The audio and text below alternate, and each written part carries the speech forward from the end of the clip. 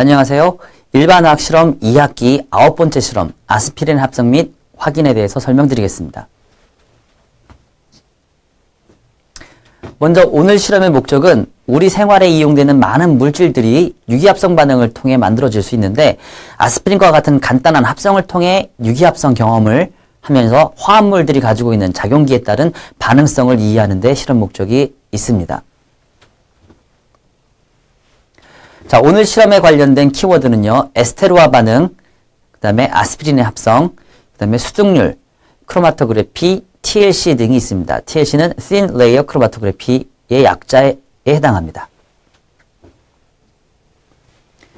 자, 먼저 아스피린에 대한 전반적인 설명을 드리면 보시는 바와 같이 이런 구조를 가지고 있고요. 벤젠링의 COOH, 카르복실릭 애시드기를 가지고 있고요.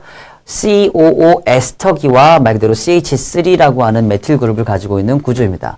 자, 아스피린은 보통 녹는 점은 135도씨고요. 백색의 결정성 분말로 물에 잘 녹지 않고 약간 신맛이 나는 특징을 가지고 있습니다. 이놈이 물로 불에 댔을 때는 살레실산과 아세트산이 되고요. 이 물질은 해열제, 진통제, 향류머티즘제로서 감기, 두통, 발열, 오한, 신경통, 관열통, 요통, 류마침 등에 쓰이고요. 살레실산 나트륨이라고 하는 물질보다 위를 해치는 일이 훨씬 더 적은 특징을 가지고 있습니다. 해열제로 중추신경에 작용해서 체포의 혈류를 촉진시켜 땀을 내게 하고 그 다음에 다량 사용한 경우에는 이명, 오심, 구토 등을 일으킬 수도 있습니다.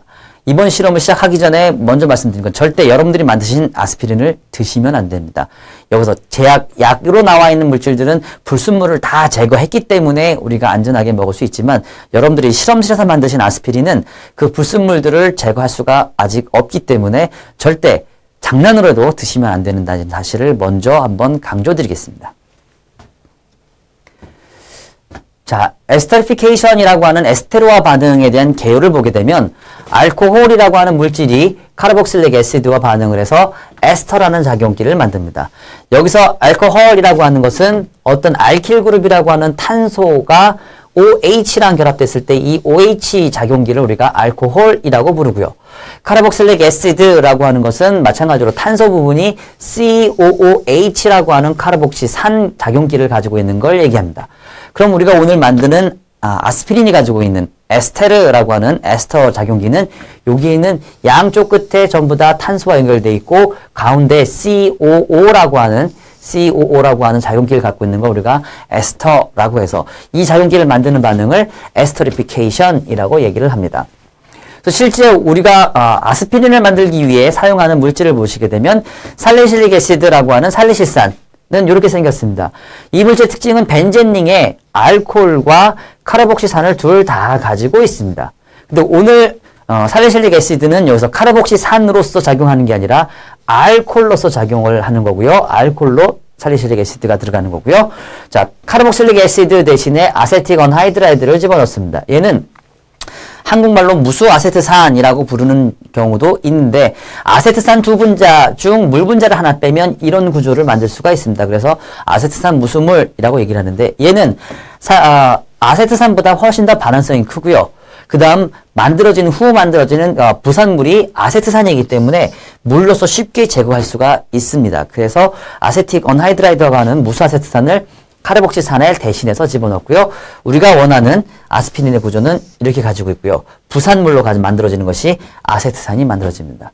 이 반응을 유기화학 반응에서는 보통 이렇게 반응식만 쓰는 것이 아니라 반응 메커니즘을 우리가 잘 이해를 하셔야 되는데 이런 식의 반응을 한다 보시면 되죠. 자, 살레실산에 있는 알코올 OH 부분에 산소 혼자가 두 쌍의 비공유 전자쌍을 가지고 있습니다. 이 비공유 전자쌍이 전자가 굉장히 부족한 카본이라고 하는 CO 그룹에 있는 탄소 부분을 공격해서 새로운 결합을 만들게 되면 이중 결합을 하고 있던 산소랑 탄소가 단일 결합으로 변했다가 다시 이게 이중 결합으로 돌아오면서 이 뒷부분에 있는 이 부분을 여러분 떼내게 됩니다. 우리가 이거를 이탈기 또는 리빙 그룹이라고 얘기를 하는데 자, 이 부분도 굉장히 크기 때문에 잘 떨어져 나와 반응성이 큰 경우가 됩니다. 자, 그렇게 되면 여기에 있는 산소가 새로운 결합을 만들었기 때문에 산소가 3개 결합을 만들게 되면 플러스 차지를 갖게 되죠. 근데 산소는 굉장히 전기음수가 큰 원자이기 때문에 양이온을 띠게 되면 굉장히 불안합니다. 그러면 여기서 떨어져 나온 이탈기가 음이온을 가지고 있기 때문에 다시 이 녀석이 산소에 붙어있는 수소를 떼와서 결국 아스피린을 만들게 되는 경우입니다. 요 구조가 아스피린이 되겠죠. 자, 이런 반응 메커니즘도 잘 이해를 하시고 있으셔야 되고요. 자, 우리가 사용하고 있는 물질에 대한 대표적인 개략적인 내용을 보게 되면, 자, 살리실릭 애시드라고 하는 살리실산은 우리가 아유팽네임, 그래서 화학 연구 분야에서 말하는 원래 화학 물질 이름은 2하이드록시 벤조익 애시드라고 하는 것이 원래 이름이고요. 분자량은 말 그대로 138.12g/몰, 분자식은 탄소 7개, 수소 6개, 산소 3개를 포함하고 있습니다. 밀도는 대략 1.44g/세제곱센티미터 정도 되고요. 녹는 점은 159도, 켈빈으로 바꾸면 432도 정도가 됩니다. 약간의 승화성이 있고요. 아주 크지는 않습니다. 약간의 승화성이 있고요. 이서나 에탄올, 에테르라고 하는 것이 이서로 우리가 보통 얘기를 하는데, 에테르나 에탄올 등 유기용매에 잘 녹게 되고 물에는 잘 녹지 않습니다. 자, 또 하나 반응물인 아세틱 언하이드라이드라고 하는 아세트산 무순물은 분자식이 C4H6O3가 되고요. 분자량은 102.09g/몰, 말 그대로 멜팅 포인트, 녹는 점은 마이너스 13.1도, 보일링 포인트는 140도가 되겠죠. 이 둘을 봐도 얘는 상온에서 액체 상태가 됩니다. 그렇죠? 액체 상태를 알 수가 있고요. 굉장히 자극적인 신냄새가 나는 무색의 액체고요. 물에는 대략 2.7%밖에 안 녹습니다. 근데 이 녹은 놈들은 물과 반응을 해서 다시 두 개의 아세트산으로 바뀌게 되죠. 이 반응은 산이 존재하면 촉진되기도 합니다. 자, 이런 반응물 두 가지에 대한 얘기도 설명을 드렸고요. 자, 이렇게 해서 만들어진 아스피린을 여러분들이 확인을 하셔야 되는데, 확인하는 방법을 크로마토그래피를 이용해서 확인을 하실 수가 있습니다. 여기에 보이는 개요도는 종이 크로마토그래피에서 여러분들이 이미 그 잉크에 들어있는 성분들을 분석하는 실험들을 대부분 해보셨을 겁니다. 보면 종이라고 하는 크로마토그래피의 고정상이죠. 여기에 잉크를 찍어서 용매를 통해서 전개시키면 물질들이 위쪽으로 이동하면서 무거운 놈들 또는 용매와 그 고정상 사이의 인터랙션이 굉장히 약한 놈들은 말 그대로 많이 올라가고요. 인터랙션이 강한 놈들은 적게 올라가서 이렇게 분리가 되는 현상을 우리가 크로마토그래피라고 합니다. 자, 크로마토그래피는 크게 고정상, 거름종이 또는 실리카젤 같은 고정상이 있고요. 이동상은 혼합용매, 극성과 비극성 용매들을 섞어가면서 극성 종류를 달리해서 우리가 여러 가지 혼합용매를 만들 수 있고요. 여기다 하나 더 하면 분석 시료도 있으면 되겠죠. 자, 크로마토그래피의 종류를 보게 되면 이동상이 어떤 것이냐에 따라서 가스 크로마토그래피냐 또는 리퀴드 크로마토그래피냐라고 해서 GC, LC 또는 이온 교환 수지로 우리가 나눠 쓸 수 있고요. 우리가 오늘 사용할 TLC라고 하는 것은 Thin Layer Chromatography, 그래서 얇은 판 크로마토그래피입니다. 얇은 알루미늄 판에 실리카젤을 입혀서 고정상을 만들었고요. 이동상은 마찬가지로 혼합용매를 집어넣어서 분석하는 방법을 사용하게 됩니다. 그래서 크로마토그래피에 대한 개요를 알고 계시고요. 자, 크로마토그래피를 하실 때, 특히나 TLC라는 걸 하실 때 우리가 TLC 판을 준비하는 과정입니다. 먼저 TLC판을 자른 후 밑에서 대략 0.5에서 1cm 미터 정도의 베이스라인을 긋습니다. 그 다음에 위에는 솔벤트 프론트라고 하는 솔벤트를 용매를 여기까지 전개시키겠다라고 하는 한계선을 표시한 다음 기준선에다가 여러분들이 분석하고자 하는 물질을 스파팅합니다. 이때 스파팅은 굉장히 작게 하셔야 됩니다. 그렇지 않으면 용매가 전개되면서 이 점들이 옆으로 퍼지기 때문에 나중에 옆에 같이 이동하는 점과 겹치거나 또는 바깥으로 빠져나갈 수가 있기 때문에 스파팅은 굉장히 작게 하셔야 되고요. 이 베이스라인도 굉장히 낮게 하시면 용매 속에 잠기게 돼서 이 물질, 분석하고자 하는 물질이 용액 속으로 용출돼 버리는 경우가 생겨버립니다. 그래서 대략 0.5에서 1cm 정도는 띄어서 기준선을 만드시고요. 자, 전개를 시켜서 분석을 다 한 다음 이동된 점의 거리를 여러분들이 측정하셔서 우리가 보통 RF라고 하는 Rate of Flow 값을 우리가 계산하시는데, 이 RF 값은 기준선에서 용매가 이동한 거리, 그럼 기준선에서 용매가 이동한 거리 이만큼이 되겠죠. 그 다음 기준선에서 점이 이동한 거리, 그럼 기준선에서 점이 이동한 거리가 됩니다. TLC판 끝에서가 아니라 항상 기준선으로부터 길이를 재서 쓰셔야 되는 거고요. 이 RF 값은 반드시 RF 값은 1과 같거나 작고 또는 0과 같거나 크다라고 하는 이 범위 안에 들어가게 됩니다. RF 값을 나중에 계산하고 했더니 어떤 사람들은 1이 넘는 값이 나오거든요. 그러면 그 값은 틀리게 됩니다. 자, RF 값 계산하는 것까지 여러분한테 알려드렸고요. 자, 실험 절차를 보시게 되면 먼저 아스피린을 합성하셔야 되죠. 자, 살리실릭 애시드 2g 정도, 얘를 우리가 몰수로 바꿨더니 대략 0.0145몰 정도 되고요. 얘를 100ml 엘레미아 플라스크, 삼각 플라스크에 집어넣고요. 아세티건 하이드라이드 아까 전에 상태 말씀드렸습니다. 그죠? 상온에서 액체 상태고요. 대략 3ml 정도를 집어넣으시면 0.04239몰 정도 되고요. 얘를 첨가하시게 되면 말 그대로 살리실산이 얘에 녹게 됩니다. 그 다음 질환황산 한두 방울을 말 그대로 촉매로서 집어넣으신 다음 10분 정도, 10분까지도 안 가고요. 반응이 잘 가면 한 4분 내지 5분 안에 용액 자체가 전부 살리실산이 아세티건 하이드라이드에 녹아서 투명한 액체가 됐다가 조금 잠시 후에 그 속에서 하얀색 고체가 만들어지면서 이 용액 자체가 전부 굳어버립니다. 그 얘기는 플라스크를 뒤집어 엎어도 용액이 흐르지 않을 정도로 굳어버립니다. 그러면 얘는 아스피린이 다 만들어졌다 보시면 되고요. 만일 황산도 넣었는데 굳지 않는다면 CaCl2라고 하는 물질을 스파츌라에 첨가해서 굳을 때까지 기다립니다. 그러면 그 용액 속에 들어있는 물 분자를 CaCl2가 제거해주는 역할을 합니다. 그렇게 되면 반응이 빨리 갈 수가 있고요. 자, 그 다음 과정을 보시게 되면 증류수 30ml를 천천히 부어주게 되어 있는데 요 전에는 반드시 물을 넣으시면 안 돼요. 굳어지기 전에 물을 넣게 되면 아스피린을 만들 수가 없습니다. 그래서 전부 굳어진 데까지 확인을 하고 굳은 걸 확인을 하고 그 다음에 30ml의 증류수를 천천히 부어줍니다. 얘를 부어주는 이유는 아세티건 하이드라이드는 무사세트산을 0.04239몰 집어넣었고요. 살리실산을 0.014몰 집어넣는데 둘을 아까 반응식 봤을 때 1대1 반응을 하죠. 이 액체가 더 많은 양 들어있기 때문에 이 과량 남은 아세티건 하이드라이드를 분해시켜서 아세틱 애시드로 바꿔서 제거하기 위해서 물을 부어주는 겁니다. 근데 처음에 아스피린 설명드렸을 때 말씀드렸듯이 아스피린이 물에 잘 녹진 않지만 여기서 물을 사용하게 되면 미량 녹아나가기 때문에 우리가 만든 아스피린을 잃을 수 있는 그런 경우가 됩니다. 그래서 이때는 적은 양 또는 찬물을 집어넣어서 그 손실을 최소화시키고 남은 아세티건 하이드라이드를 전부 아세트산으로 바꿔서 제거를 시켜줘야 되고요. 결정이 생긴다라는 건 말 그대로 지금 아스피린이 만들어졌기 때문에 증수를 부으면 굳어져 있던 부분들이 하나씩 떨어져 나와서 물과 헤쳐져 버립니다. 그때 아스피린이 녹지 않고 떠다니는 결정이 보입니다. 그때까지 교반을 하시고요. 그때는 결정을 덩어리진 걸 전부 다 부수셔야 돼요. 그 속에 아세티건 하이드라는 것이 들어있기 때문에 전부 제거를 시키셔야 되기 때문에 다 부셔서 물과 교반을 잘 시켜주고요. 그 다음 결정이 다 만들어지면 그때 비후너 펀넬 이용해서 아스피레이터, 감압 여과 장치죠. 이래서 여과를 하시게 됩니다. 이미 이 장치는 1학기 때 써보셨기 때문에 사용하는 방법은 알고 계시리라 생각을 하고요. 다 계산하신 다음 수동률을 계산하시면 이번 실험이 끝나고요. 여기서 여러분들이 합성한 아스피린을 합성이 됐는지 안 됐는지를 확인하기 위해 크로마토그래피를 사용해서 여러분들이 확인하실 수가 있습니다. 이 과정은 조교들이 또는 제가 수업 시간에 다시 설명을 드릴 테니까 합성하는 방법까지만 잘 알아오시고요. 또 말씀드리면 절대로 먹지 마시고요. 또 절대로 버리지 마시고 끝까지 실험하셔서 결과를 만드시길 바랍니다. 자, 오늘 여러분들이 마지막으로 만들어질 결과는 수득률이라고 하는 수율 계산입니다.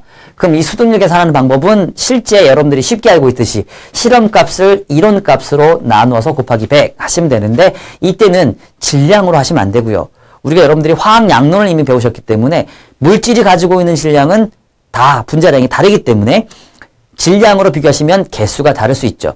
자, 그래서 먼저 보시게 되면 수득률은 측정된 아스피린의 몰수를 이론적으로 계산한 아스피린의 몰수로 나눠서 곱하기 100 하시면 되는데 시료의 몰수를 계산하는 방법은 시료의 양 그람 단위죠. 그람을 시료의 분자량으로 나누시면 됩니다. 그러면 살리실릭 애시드의 몰수는 첨가한 살리실릭 애시드의 양을 분자량으로 나누면 되고요. 아스피린의 몰수도 아스피린의 몰수로 나누시면 됩니다. 아까 실험 과정에서 보셨듯이 살리실산은 대략 0.014몰 정도, 그 다음에 아세틱 언하이드라이드라고 하는 액체 물질은 0.045몰 정도. 결국 이 두의 양 중에 봤을 때 아스피린을 만들 때 살리실릭 애시드가 한계 반응물이기 때문에 아스피린의 몰수를 이론적인 아스피린의 몰수로 대치시키면 될 거고요. 만들어진 아스피린의 몰수를 계산해서 곱하기 100 하시면 수득률이 만들어질 수 있습니다. 참고적으로 아스피린의 분자량은 180.159g/몰, 살리실릭 애시드 분자량은 138.12g/몰 정도 되겠습니다. 동영상을 확인하신 후에 실험 준비를 좀 더 철저히 해보시길 바랍니다. 이상으로 이론에 대한 내용을 마치겠습니다.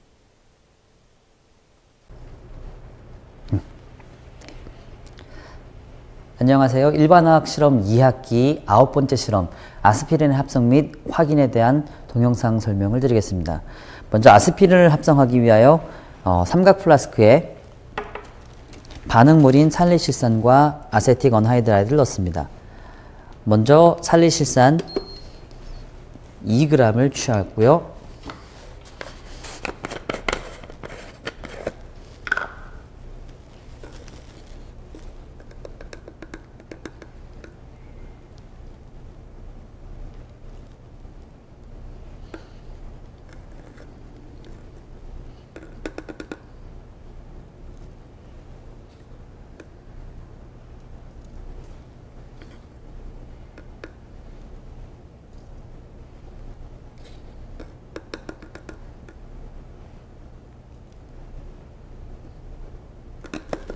자, 이번에 취한 살리실산은 2.04g.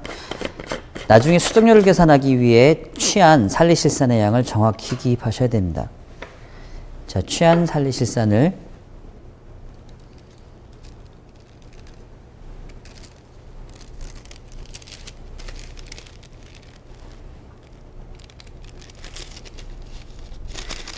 삼각 플라스크에 넣으시고요.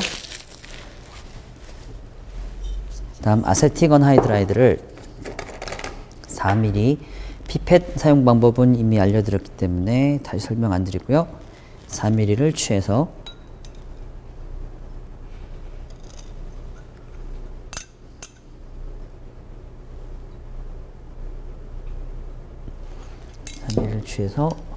넣고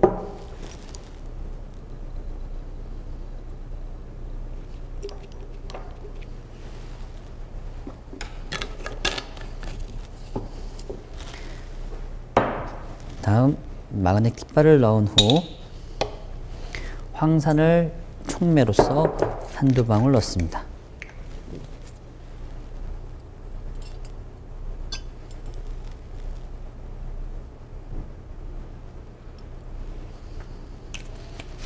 자, 그런 다음 교반을 시키면 먼저 고체 시료인 살리실산이 아세틱 언하이드라이드 액체 시료에 의해서 전부 녹게 됩니다. 전부 녹은 후 5분 내지 7분 정도가 지나면 이 용액 자체에서 투명하게 변했다가 다시 고체가 생성되면서 굳어버리게 됩니다. 자, 시간이 지난 후 액체가 굳게 되면 옆으로 기울여도 흐르지 않을 만큼 굳은 상태가 됩니다. 이 상태가 돼야 아스피린이 만들어진 것으로 확인하실 수가 있습니다.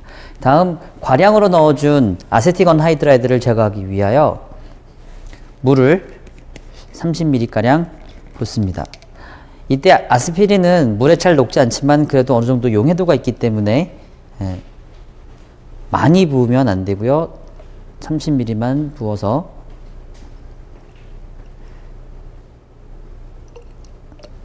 자, 다시 교반기에 올려놓고 교반을 합니다.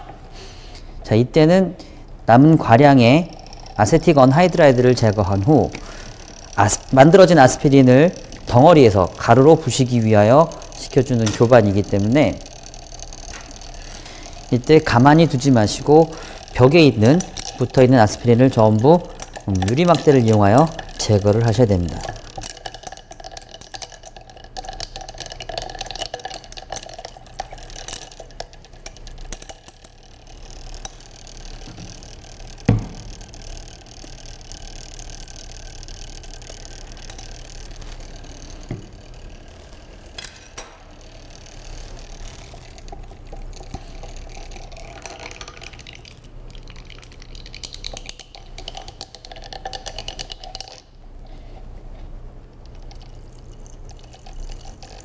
자, 전부 잘게 부서졌으면 얘를 감압 여과 장치를 이용하여 필터를 합니다.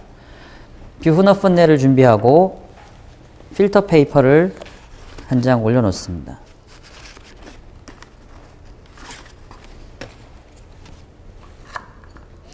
다음 먼저 아스피레이터 장치를 켜신 후 물을 뿌려 종이가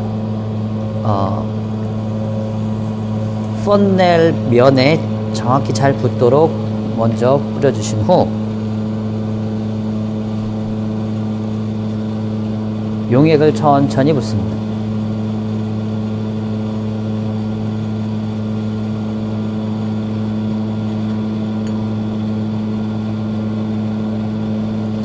자, 삼각 플라스크를 물을 이용해서 2번 정도 린스를 하셔서 만들어진 아스피린을 전부 필터 페이퍼로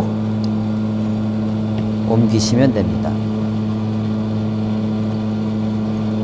자, 이런 과정을 한두 번을 통해 만들어진 아스피린 속에 있는 남은 아세트산도 마저 워싱을 하십니다.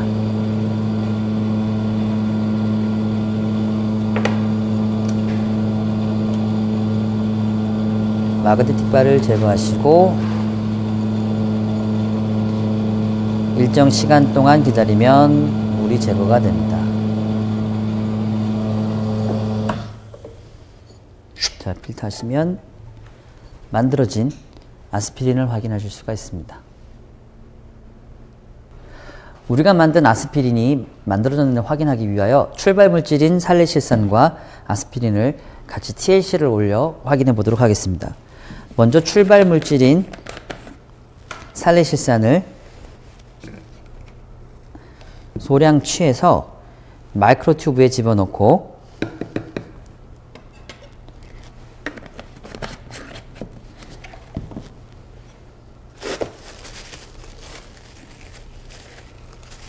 다음 우리가 만든 아스피린을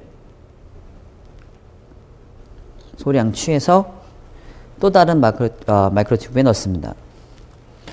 자, 이 둘을 아세톤을 이용하여 녹이고요.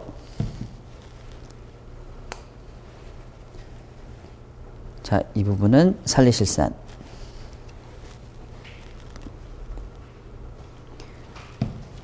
이 부분은 아스피린이 되겠습니다.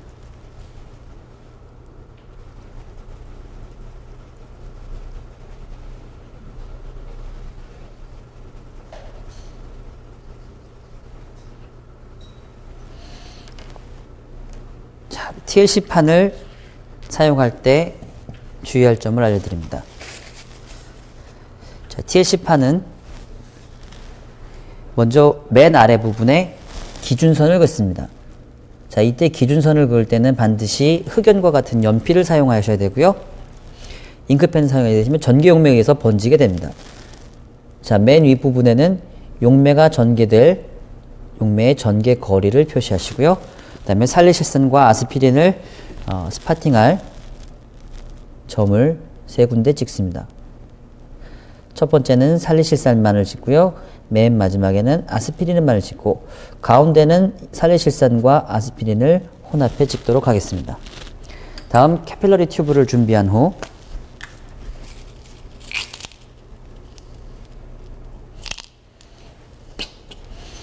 튜브 끝을 이용하여 살리실산을 빠르게 스파팅합니다. 다음 가운데에도 살리실산을 스파팅을 하고요. 그 다음 반대쪽 튜브를 이용하여 아스피린을 빠르게 가운데와 끝부분을 스파팅을 합니다. 준비된 전개 용매를 전개병에 넣고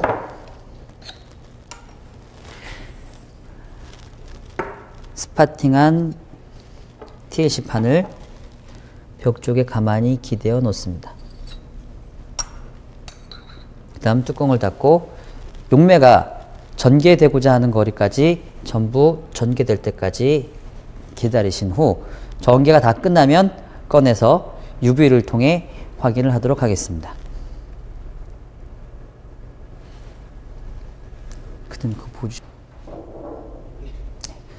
전개된 TLC판을 여러분들이 준비하고 있는 UV 램프를 이용하여 확인하실 수 있습니다.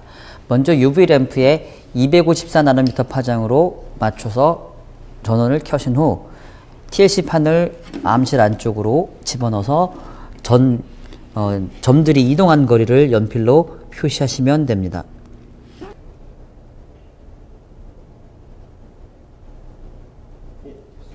예.